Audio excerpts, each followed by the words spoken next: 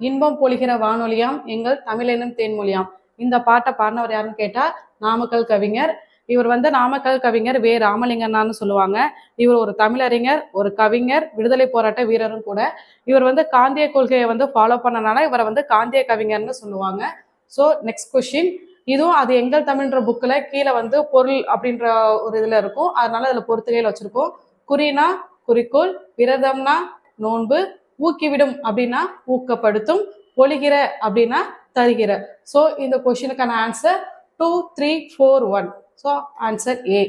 மலைக்கல்லன் என்னும் நூலை எழுதினவர் யாருன்னு கேட்டா ராமலிங்கனார். இவரும் அந்த நாமக்கல் கவிஞர் தான். இவரோட ஃபுல் ஃபார்ம் தான் நம்ம நாமக்கல் கவிஞர் வே ராமலிங்கனார்னு சொல்லியிருந்தோம். ஸோ இதில் ஒரு கன்ஃபியூஷனுக்காக ராமலிங்கனார்னு வச்சிருக்கோம். இவர் என் கதை சங்கோலின்ற நூல்கள்லாம் எழுதியிருக்காரு. நெறி என்னும் சொல்லின் பொருள் என்னன்னு கேட்டிருக்காங்க.